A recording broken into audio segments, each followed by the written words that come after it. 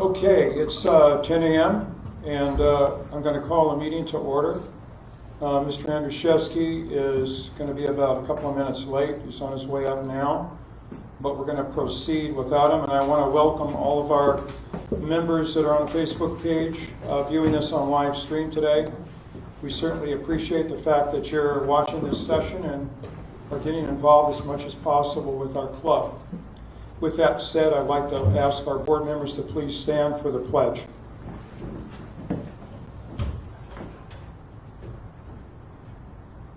Ready? Begin. I pledge allegiance to the flag of the United States of America and to the republic for which it stands, one nation, under God, indivisible, with liberty and justice for all. Thank you. Moving right along. Ms. Secretary, what do we have for the approval of our minutes? Yes, I make a motion to approve the MLCC board meeting minutes of June 27th, executive meeting minutes of June 9th, June 16th, June 23rd, and June 27th. Do we have a second? I'll second it. Any discussion necessary? All in favor? Aye. Thank you. Motion carries. Ryan, do we have any, or Trish, any member comments? Yeah. Not at this time. There are no member comments. Okie dokie. That brings us down to the manager's report. Ryan. Thank you. My report starts off kind of, a milestone date. The financials are through June. We're in the middle of July or into July now. So 2020 is halfway over, and what an unusual year it has been. COVID-19 and the global pandemic has wreaked havoc through the world's financial forecasts and revenue predictions. Here at MLCC, we are not immune to these world conditions. The club, however, has prevailed in producing quality amenities for the owners to enjoy if they choose. Rounds of golf are up, pool usage is at an all-time high, and our owners are finding ways to enjoy the club as they might not have in the past. The fluidity of the pandemic and the ever-changing county restrictions make planning difficult, so please engage in our communication channels. They are Club eBlast, MLCC eNews, MLCC Facebook page, and of course the MLCC app and website. Member safety and enjoyment are our team's #1 goal, so please reach out to our membership office with questions or concerns. The member office can be reached at 760-676-4400 or S. Ellsworth at missionlakescountryclub.com. Moving on to the financial report, I do want to touch on one brief point. I received numerous emails and phone calls regarding our financial status. As a reminder, our monthly financial packet is on the website with line item detail regarding every aspect of the club. Year-to-date revenue, we're $270,000 behind forecast, which is a direct derivative of the pandemic and lack of some of the things that we normally forecasted we'd be doing this year. Year-to-date expenses were $446,000 better than forecast, leaving a variance positive of $176,000 through the end of June. Overall, year-to-date, the budget is positive. The loss of revenue for 2020 is significant. However, the reduction of expenses has combated these losses year-to-date. Key performance indicators for the month of June mirror current activities for most of the United States. The golf department and pool and rec lead the way in better than forecasted revenue. Outdoor recreation avenues are now the new norm, and we will continue to look at innovative ways to capture revenue outside. Bad debt, specifically the 120-day aging class, is significantly lower than 1 year ago. June 2019, our 120-day percentage was 50.1%, or in hard dollars, $466,000. June 2020, it is at 38.5%, or $310,000. Improved collection efforts have been working, and the results show this progress. Moving on to COVID-19, our latest orders we got from the governor did close our bar and indoor dining. In light of these closures, please remember the Sand Wedge is open every day, 6:30 to 6 p.m. for takeout. Delivery and takeout service from the main dining room is available Fridays and Saturdays from 5 p.m. to 8 p.m. Our club is conforming to all the county mandates, and as amenities close or open, we will communicate those changes as quickly as possible to our club members. The last portion of my report today has to deal with the volunteer luncheon. March 17th, 2020 was the last dining event at MLCC. Through closures and soft openings, the club has been unsuccessful in planning or hosting a committee luncheon. The committee members at our club work hard and donate their time freely to make MLCC a great place. Missing out on the committee luncheon is a direct result of the pandemic. However, after researching food cost and labor for the volunteer luncheon over the last 2 years, a small token of appreciation can be given out to replace the committee appreciation luncheon. My request to the board today is to give the 103 volunteers, committee members only, excluding board members, a $20 MLCC gift card. We value the committee members' participation at the club, and working with the current COVID-19 guidelines, this seems like an available avenue for MLCC to give back. The membership office will have all these gift cards available for pickup by 7/28, pending board approval today. All right, Brian, thank you very much for your report. And at this time, based on Brian's request, would someone like to make a motion to allow our volunteer committee members to receive a $20 gift card, and then we can open it for discussion? I'll make a motion that we give our members of committees a $20 gift certificate to be used here at Mission Lakes. Second? I'll second it. Is there any discussion that's necessary on this item? Yes, Trish? I guess I question the 103 members of the committee. I had 60 some, and then the COPS program. So can we work together on the total? Sure. Sandy Ellsworth, we started this project about 2 weeks ago. We reached out to all the committee chairmen, got the list of people that were on committee back in June when this started in 2019, and whether they're on the committee today or not. And we have a pretty good list, but I'd be happy to go over that with you. Okay, because I know there are multiple volunteers who, volunteer for individual committees. So, Definitely. All right, thank you. Well, they'd only get the one card. Right. It's not like they're going to get one for each committee. Right. It's their service. Yes, Tom? I'm in favor of this because we normally have a luncheon that's for our committee members in that, and its cost is about $20 each in normally. So this is nothing out of the ordinary. This is something that we wanted to give to our members of the committee, but due to the COVID-19, we weren't able to do that. So that's why I made this motion.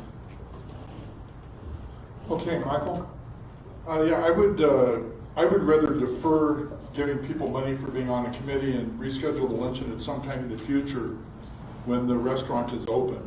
I think that it's a better way to do it, and I'm not comfortable with giving people a card for having served on the committees.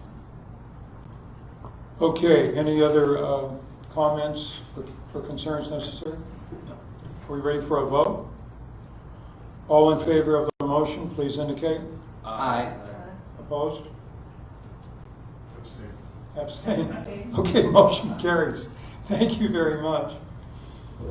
All right, on to the committee reports. And for the benefit of our live audience that may be watching today, we will have our liaisons make the committee reports for their chairpersons today, along with whatever business we may be doing with each committee. So with that said, I'm going to go over to Mr. Stalker first for Architectural Control annual report. Okay, the ACC committee annual report put in by Hall Daly, the ACC chair. I will read it. During the past year, the committee met 11 times, twice via Zoom. The ACC and staff endured 2 major transitions before and during the pandemic to resume the email backup system of reporting violations to members, who also received state-required postal notifications. Kudos to Luz Gonzalez for this and for her invaluable assistance all year. ACC members Laura King, Don Gray, and Jim Nelson created a more user-friendly palette of permitted paint colors. The board passed it unanimously. To more fully comply with state law, volunteers serving as area representatives who monitor all 8 home neighborhoods transition to using cellular iPads for recording violations with time-stamped photos using GIS, Geographical Information System. The club owes a debt of gratitude to Laura, Don, Tom Nero, Trent Sproles, Harry Wilson, Dan Gibbons, Richard Krieg, and Mike Flanders for their tutor, Shelley Daly, for so much patience and persistence in perfecting this entirely new system. The ACC created a violations index system that references club governing documents for violation notices. With approval of the revised CC&Rs, the index is being updated to keep the ACC a fair and well-documented protector of the interests of both the club and its members. The ACC also expanded the photo file of common violations so staff can show inquiring members specific examples. The committee warned owners of multiple occasions about contractors failing to apply for project approvals before commencing work on their homes, including solar installations. Hall Daly, ACC Chair. Okay, thank you very much, Tom. Appreciate that. Good report by Hall, as usual. We have no condo report. We have no declaration report. So we'll move on to finance and credit. Michael? The first item is I move that we approve checks over $1,000 from the operating and reserve accounts for June 2020. We have a second. I'll second. Any discussion? All in favor? Aye. Motion carries. Next, I move that we approve the finance and credit reports for June of 2020. Second? Second. Thank you. Any discussion required? All in favor? Aye. Motion carries. Next, I'd consider that we approve RFCA 2020-26 from G&A in the amount not to exceed $133,600 from the reserve to purchase 40 carts for our golf fleet. The vendor is Club Car. Do we have a second? Second. Any discussion needed? Yes, Tom. Can you explain to us why we're buying new golf carts at this time? Exactly. So the cart fleet age and the sun worn and the body styles are very brittle right now. They will need new batteries. The cost for new batteries for the fleet is about $30,000, and that would put our fleet 3 years older. These small parts and basically just, the viability of using these carts for 3 more years is not something that we'd want to spend the money on the batteries. So we definitely, it's time. It's in the reserve to replace them. It's been approved to do that, and it's time to do it now. Any other comments? Michael, did you want to say anything about the renegotiation? Got some money out that quote? One comment that I'd make is that with the Finance Committee approval of the 133 not to exceed, Brian was able to go back to the vendor and we secured another $100 discount in the price of the golf cart purchase and increased the purchase price that they're paying us for used golf carts by $100. So it saved us another $8,000 off that not to exceed estimate. So Brian did a good job in negotiating those additional items. So thank you, Brian. And I believe this was something that was suggested by the Finance Committee coming into this negotiation. So thank you all for getting that done. So I'm going to call for the vote. All in favor? Aye. Any opposed? Motion carries, Mike.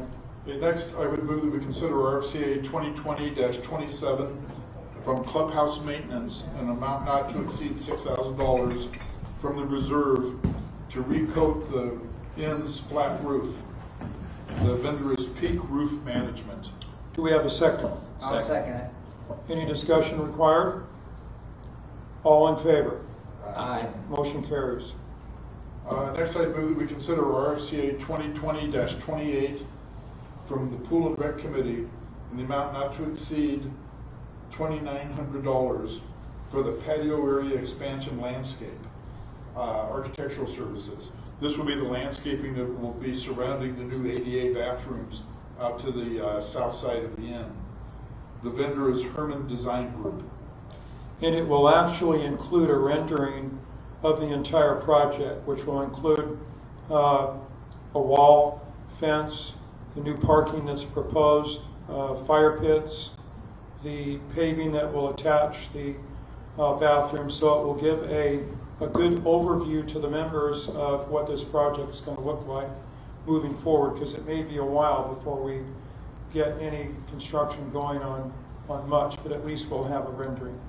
Okay, so we have a second. I'll second it. Any discussion? All in favor? Aye. Passes. Last, I move that we consider RFCA 2020-29 from the Green Committee in an amount not to exceed $17,000 for redoing parts of the chipping green to level it. The vendor is Earth Sculptures. A comment that I'd like to make here is that the Finance Committee recommended that this RFCA be tabled until additional design and cost estimates were provided. And they recommended that it be tabled until the new board comes in and that additional information is available to make a better decision on the way to proceed with the chipping green area. So with that, I would move that we table this RFCA for future consideration. Okay, do we have a second on that? I'll second it. Is there any discussion necessary? All in favor? Aye. Motion is tabled. Okay, and with that, just a couple comments, about our Finance Committee activities this year. The Finance Committee's been very active in the management of the club's, financial condition. We had a successful budget process last year and had developed a sound plan to provide a guide for running the club in 2020. But as we all know, stuff happens. Nobody could have predicted the conditions that have come about as the country struggles with the CV-19 disruptions. Our golf course has been closed, our bars and restaurants have been closed, our pool and rec programs have been closed, and then we reopened with new use and then got new rules again. The club management, the Finance Committee, and the board have actively been involved in coming up with solutions that meet the government requirements, protect our members' safety, meet the expectations of our members, and protect the financial condition of the club. All of these changes impacted our operations. With all of that having passed, our club remains in a very strong financial position. Brian touched on the fact that our AR has improved dramatically due to the new rules that we've been able to pass on how we are able to collect money. Brian and his staff have done a wonderful job of controlling cost with the different reductions that have been going on with all the things going on around the club. And he and his staff have been very innovative in trying to find ways to generate additional revenue with the pool parties and some of the different F&B things that have been done. We're in a sound financial position. Our cash flow is solid, and our reserve fund is solid and continues to increase. Our efforts to mitigate the impact of cost increases in many areas and the provision of a stable workplace for the employees has been successful. And personally, I'm very happy with where we stand right now to date on our financial condition. All right, thank you very much, Michael. Future planning, Mr. Ray. Yes. Future planning, Phil Anderson was our committee chair this year, and he's submitted a report, and I'll read that report from him.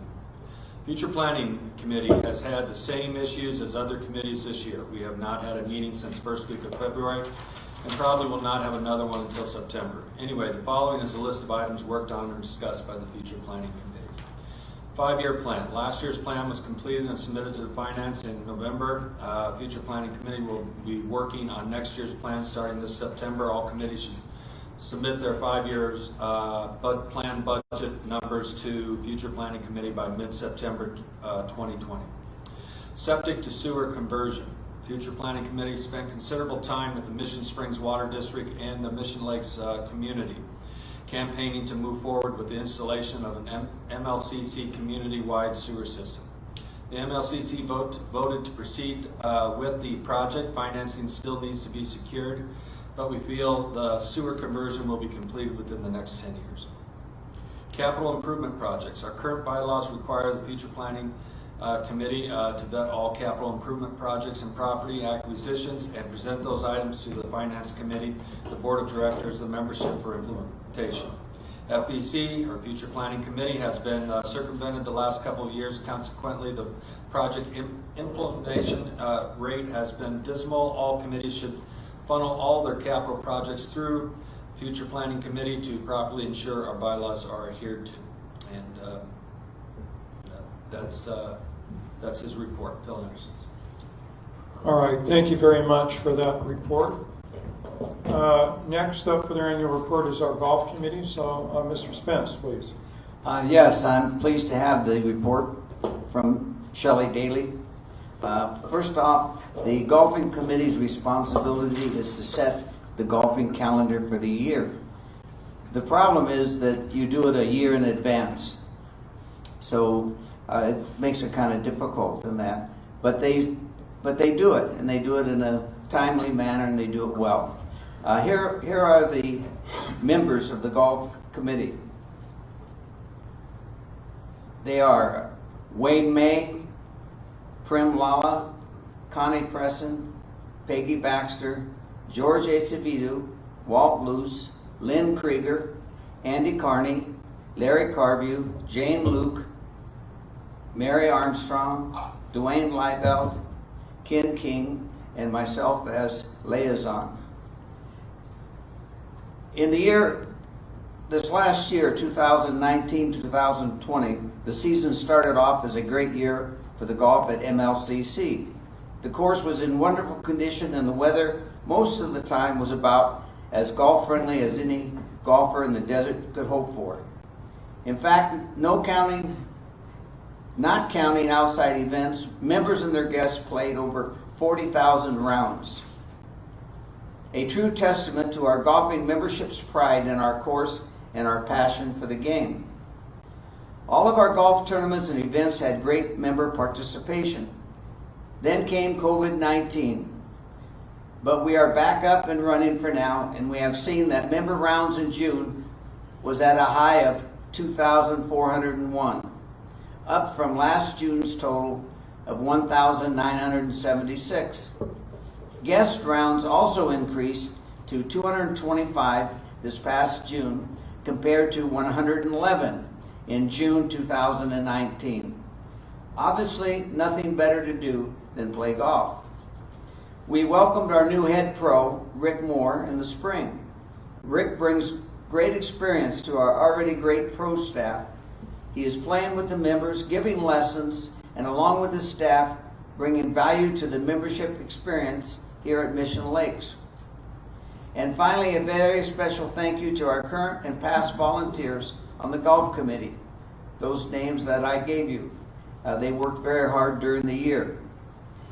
The way the golf committee is organized is it has two co-chairs. One is Shelley Daly and the other is Prim Lala. And then they have the vice president of the men's club and the ladies club, and they make up a total of 7 voting members. And it's this group here that coordinates the calendar. Thank you. All right, Tom. Thank you very much for your report. That brings us down to the Green Committee. Michael. Yeah, as board liaison for the Green Committee, I was involved with all of their activities this year. Richard Krieb noted that this year, the fiscal year 19, 19, and 20, the Greens Committee was faced with a number of challenges. The goal they started out with through the beginning of the year at the budget process was to complete some much needed golf course enhancements and safety improvements for the golf course.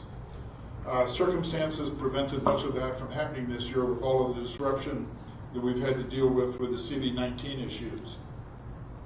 The Green Committee was instrumental in having some of the improvements completed. This included the new yardage signs and T-box markers that improve the yardage definition for each hole and makes the course more playable. We added the much needed cart path to the rear of number 12 green that improved safety and impacted the playability of the hole and the speed of playing the hole. And the project to complete the permanent orange tee installation is underway right now and will be completed this year. And again, that's going to improve the playability and enjoyment of our course for everybody. So they had a good year, although it was busy and stressful. That's it? That's it. Okay. Thank you very much. Back to Tom for House Committee. Our chairperson for the House Committee is Wendy Scott. And here are the members who were on that committee. And they are Patty Pettit-Brucker, Cheryl Bruland, Judy Grant, Sue Barton, Marshall Michael, Paul Vigiano, Peggy Baxter, Ann Fergala, and Carla Long. Here's what the House Committee has done. To start the year off at Christmas time, we had the employees' Christmas party, and that was chaired by Cheryl Lake.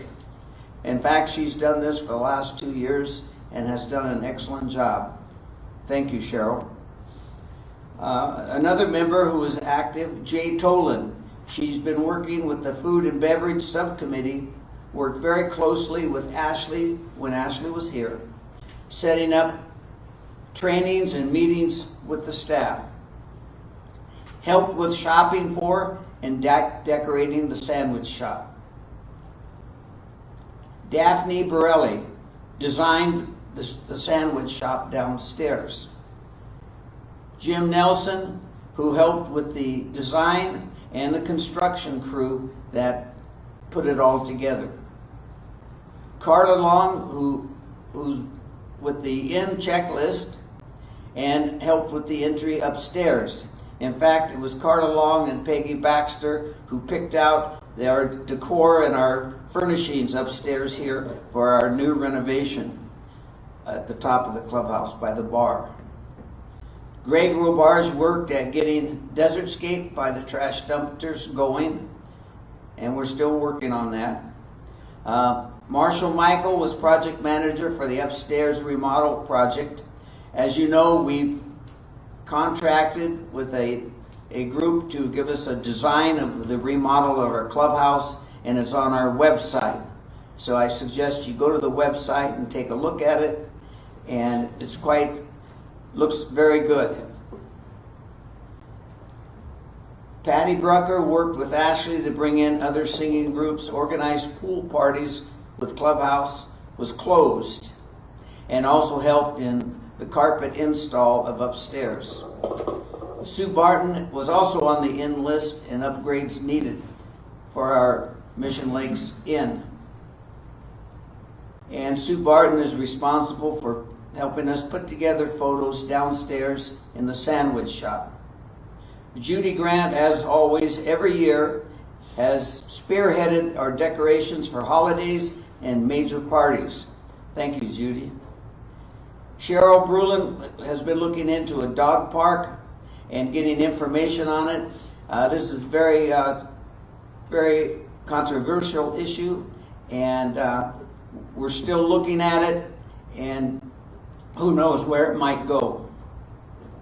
Remodel Subcommittee, Marshall Michael, Greg Robarge, Jim Nelson, Pat Lawrence. That's about it. These are the things that the House Committee has done over the last year and a half, and so I'd like to thank you, Wendy, for an excellent job. Thank you, Tom, for the report. That brings us down to member communications. Yes, but first I'd like to say, which Tom cannot read from Wendy's report, that the House Committee was very happy to have Tom as a liaison this past year, knowing that he's going off the board. So I just would like to add that. And I'll proceed with the Member Communications Committee from the Chair, Melissa Andrzejewski. Although we are living in strange times, I am thankful for the technology available to communicate and keep in touch with family, friends, and neighbors. I do love working for our members to help maintain our various avenues of communication. This last year, the Communications Committee has strived to open new opportunities for all our members to receive thorough and timely Mission Lakes news. I am fortunate as a member that my isolation feels lessened by my club keeping me informed of pertinent and social information. I am concerned, however, for the members that are not getting all the club's information from our sanctioned platforms. As Mission Lakes reaches out to me, I'm reaching out to you. If you are not receiving our e-news, WGA News, MGA News, emails, or app information, please contact me or the Mission Lakes office to get on the list of your choice to get connected. I would also like to thank my committee members for their contributions during the year. Teresa Murphy, who has been responsible for the e-news publication, Pat Savage, Jay Tolan, Bev Webb, Paula Turgeon, Tina Ritchie, and Jill Wolf. Thank you. Thank you, Trish, very much. Neighborhood Watch? Neighborhood Watch, report from Julie Dawson as the chairperson. This past year, the Neighborhood Watch Committee continued to work closely with the Riverside Sheriff's Department, resulting in monthly crime reports and increased patrols. Training was provided to the committee members and to the cop volunteers in the correct use of tourniquets. This training was due to be offered to the members, but was derailed when everything shut down.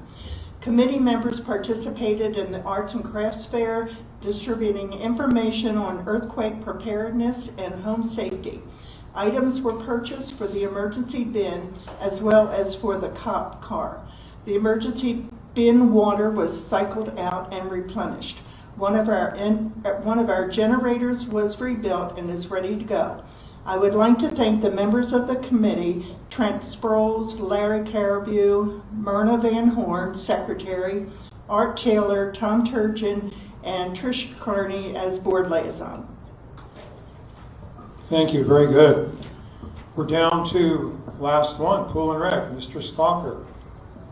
Pool and Rec. Their report put in by Sandra Gray, who was the co-chair with Kevin Conroy, who passed away. Again, Kevin's going to be missed. Here's her report. The new pavers were completed for the pool deck. New patio furniture was purchased. Everything was completed in time for the annual reopening of the club. Problems arose and the pool again had to be closed, this time for resurfacing of the pool. The annual November craft fair was a successful event. Needed equipment for the gym was approved and purchased. The committee hosted the 4th of July and Christmas golf cart parades. Both seemed to be appreciated by the members. Also, a trip to Cabot Museum was planned and well attended. The planned health fair had to be canceled this year because of the COVID-19. The major discussion for the year was much needed ADA bathrooms that will be located in the pool area. These discussions also included plans for bocce ball court and fire pit. The committee was split on the idea for the fire pit. Sandra Gray, committee chair. Thank you, Tom. So that takes us through our committee reports, and it's going to bring us into old business. And if you'd excuse me just a minute, before we get into this, I need to have a quick sidebar with Mr. Andrzejewski.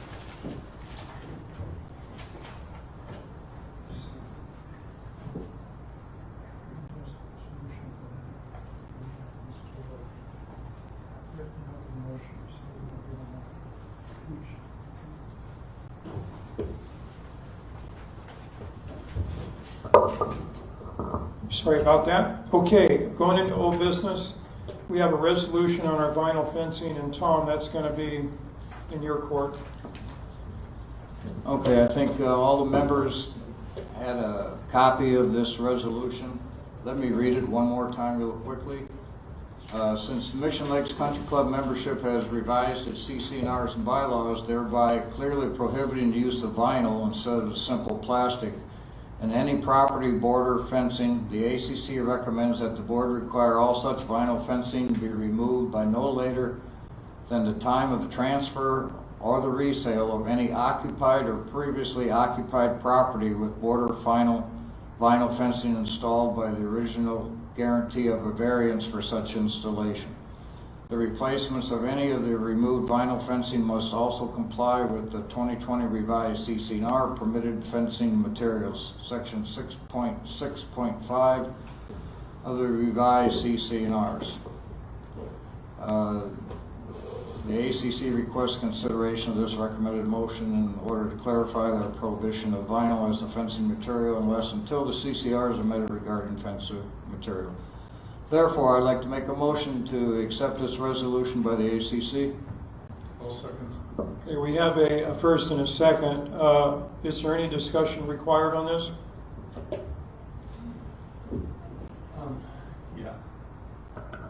Yeah, I'd like to, just a little bit on this. You know, I understand what the ACC is going for here and what they're trying to do, and they're trying to, you know, it seems to me right a wrong that occurred a while back when some of these properties were given an okay to put in this vinyl fencing. However, and I respect that, and I like it because I don't like the look of that either. I think that I don't know, it's just not a good look for our community. However, I don't think that once we've given an okay, whether it's this board or past boards or whatever, that we are going to, that we can punish them for once they sell their property. I know you're not making them change it right now, but when they go to sell that property and it's written on there that they have to change that fencing out, that is a fine on them because they're going to have to change it out. They're going to have to disclose that to the new owners, and I'm not sure if that's something that we want to get into. We've had some odd houses here, when I say odd, I don't mean it like derogatory, but that don't quite fit in with you know, the everything else, and were done before we had some of our standards on the ACC that were written out. And we've lived with those places. We still live with some of them, and some of them get improved on their own. But yeah, I'm just not in favor of telling them you've got to change that when you sell that property, because that essentially is a fine on them when they go to sell their property. And I think we live with it, and we, you know, like we have some of our other places that we have around here. I don't want to point them out, but there's a few places that, you know, you look at it and go, how did that get built? And you go, well, it got built before we had these restrictions, before we had some of this stuff, and we don't go back to them and say, once you sell, you gotta change that out. So I don't know. I have reservations about this. I understand what the committee's trying to do. I appreciate that, but I have some reservations. Any other comments? Yes, Trish. How many properties are we talking about? There are 3 properties, one over off Oakmont and 2 on Kaplan. The 2 on Kaplan are brand new properties, and one of them isn't even occupied yet. And the contractor received the variance. Everything was fine, and it was all granted before the new board came in. Okay, is it a possibility that we might consider grandfathering just 3 properties that are built like that? And then from this day forward or whatever, that the ACC wouldn't allow it? That's just a suggestion. Anything else? You know, I think this is a legitimate issue raised. I think I would like to see it go back to the Architectural Control Committee, because I think we could do some fine tuning on it. For example, if you have a property in the inner area of Mission Lakes and you have a common back wall with a neighbor that is not seen from the street, if you have a side wall coming down a certain length between you and your neighbor that's not seen within the street in that, that's an area I'd like to see looked into, because I don't know if you know the cost of a block wall, but if you do a 5-foot block wall, I think it's over $60 a linear foot. And I don't know what the cost is now, but that's the last I remember. And if you were in an area where you needed to block in your lot to give you privacy and to separate you and your neighbor, and it didn't be seen from the street in that, that cost would be approximately $20,000 more to your lot. So before you even built your house and you paid your lot, let's say $40,000, you'd be in $60,000. And I think that's a lot to spend just for a common fence that is not seen from the outside. Thank you, Tom. Is anything else? Well, can I answer, Tom? You may. This is your last meeting. I think they're taking applications for the ACC. I mean, that's a good idea, but you need to get on the committee and discuss it over there and get it changed. Thank you. It's a good suggestion. Okay. If there are no others, I'm going to go off of protocol a little bit, and I'm going to make a comment about this. Normally I would not, but I think it's important that we hear from everybody on this board, because I'm coming off today as well.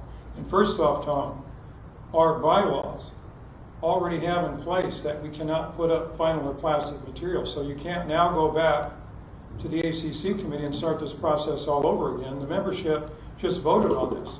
So it's our law.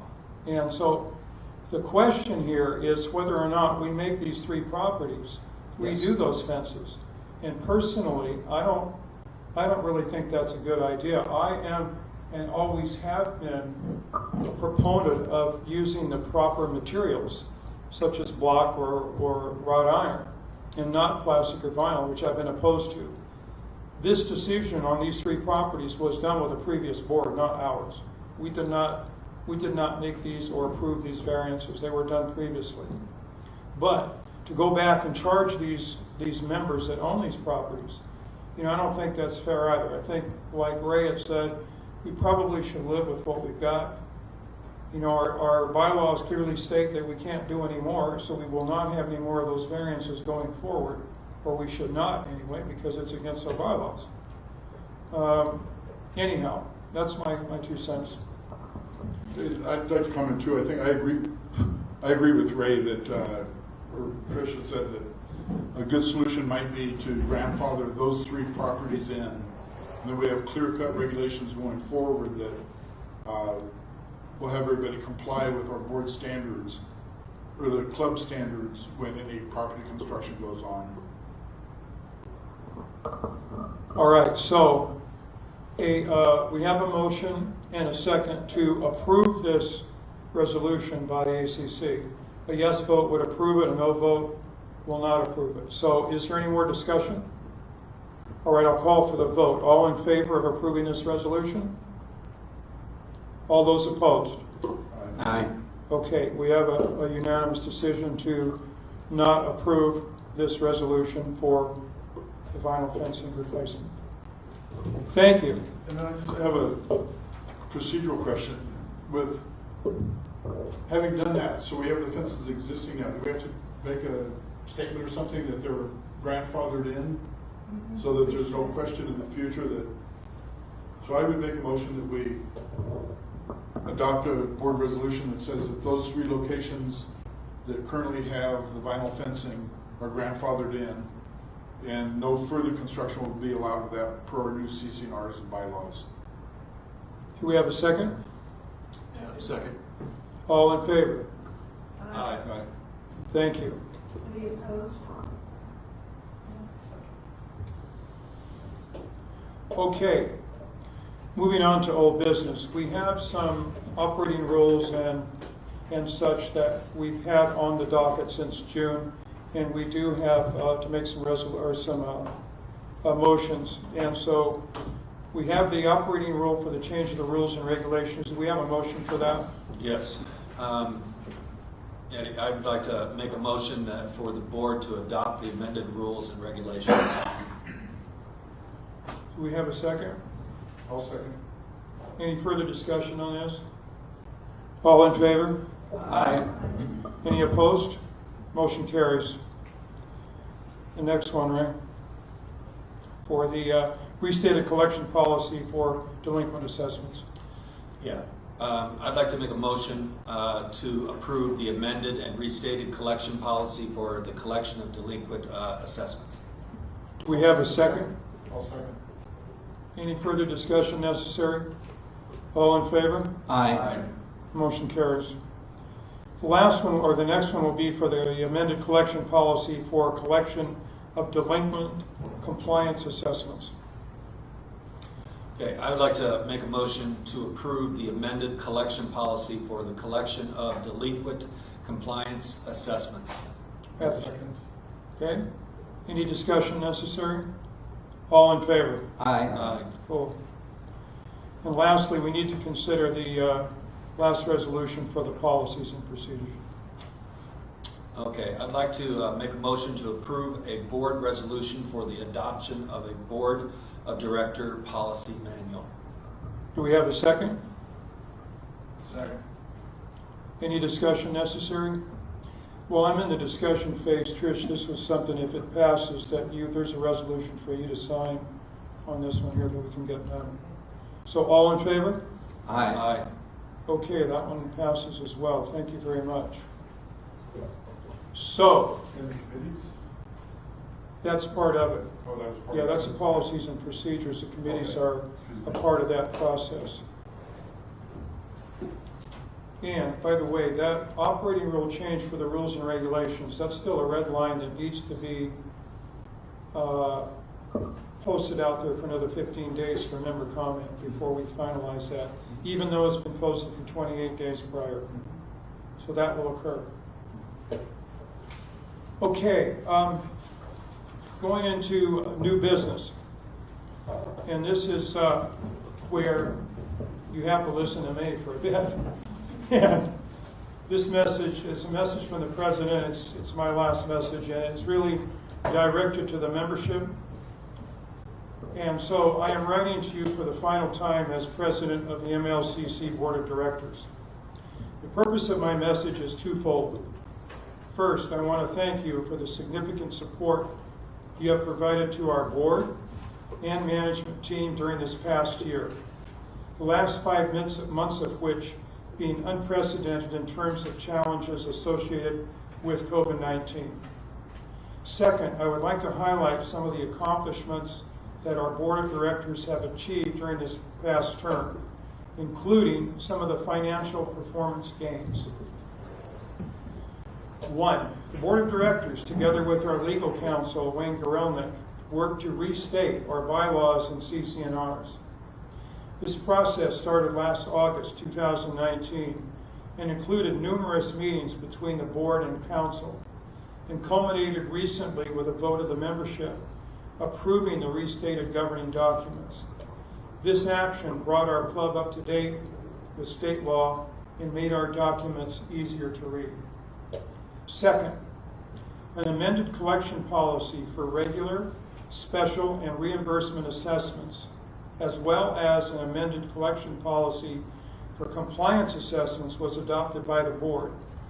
This action has resulted in the collection of $80,134 in delinquent accounts since January, as well as a reduction over $150,000 in delinquent accounts over 120 days old. This is a significant financial improvement over the past year. In March 2020, MLCC prevailed in a Riverside Superior Court legal action against the California Restaurant Mutual Benefit Corporation. This action, through arbitration, culminated with an $80,000 award for MLCC, including a prior ruling that there would be no further assessments for a workers' compensation program dating back to 2010. The last assessment we got in 2017 amounted to $75,000, so that was a big win. MLCC was the only member of this insurance program to successfully bring action against this group and prevail. Number 4, our association withdrew from our union pension fund effective November 2018 and had no further obligation to contribute to that fund.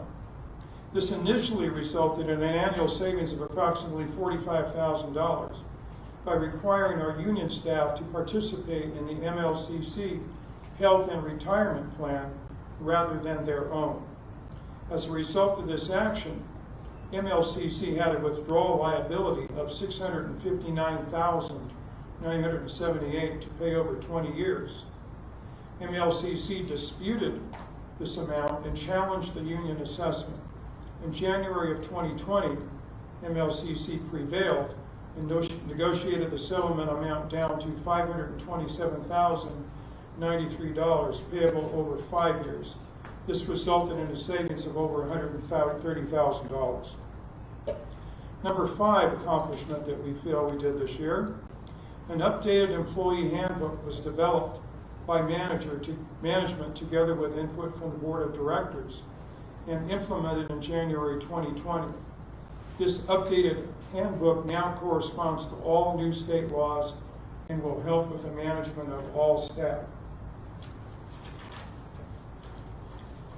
Number 6, during this past year, a benchmark study was conducted at a national and local level, primarily to determine salary and wage levels as they relate to our employees and other HOA operations. Additionally, this study included information as on dues, food minimums, operating costs compared to other similar HOA operations. This has helped our management team with operations, hiring, performance evaluations, as well as staff retention. Number 7, during this past year, the Board of Directors has been engaged in a number of legal and operating decisions. I'm sure everybody knows about that. Our success has been a result of researching and procuring the best possible legal team that we could to represent our interests while keeping to a reasonable budget. Our HOA attorney has made a huge difference in keeping us up to date with the new state laws and assisting with managing the HOA process. Our attorney for the CRMBC insurance case was instrumental in winning our arbitration settlement in the amount of $80,000. The union attorney assisted over an 18-month period in negotiating an end to the union pension fund, and our human resource attorney has provided important personnel and policy updates. Additionally and lastly, we did engage in moving our annual meeting date to March, which will help all the snowbirds and part-time residents get a chance to vote in our elections before they leave for a few months. And also, this board worked on providing the availability of board meetings via live streaming, which you are all seeing today. So that's another thing that we accomplished, and I'm sure that the membership appreciates. In summary, this board of directors has worked as a very cohesive unit. Each director has contributed significant time, expertise, energy, and a desire to do the best they could to represent the members who elected them. It is said that the sign of a good board is one where the president never has to cast a deciding vote. And up to the writing of this article, I have never had to cast a deciding vote. A new board will be seated today, and I hope that the membership will support them in the same manner that you have supported us. Thank you. This note will be sent out with our board election results, right? It'll be sent out tomorrow sometime, Trish, but you've got the election results going out. Yes. And this report will go out along with that. That's, Are you going to add what you just said to it? yeah, I know, those two things. Brian, I would like at this point to bring those gifts up here. These are gold coins. Kidding. course. These are commemorative items for my appreciation of you guys serving. Thank you. I really, really appreciate all you've done. You guys have been great. Stop. Will they accept these in the bar? I'm afraid not. I don't think you can get them out. I tried to get him out of the goal, but it didn't work. So I have Rick's here as well, and he has an excused absence. So just let me say from the heart, you guys did a heck of a job. You really did. Before we go to the lead delinquent list, Ray has something to read.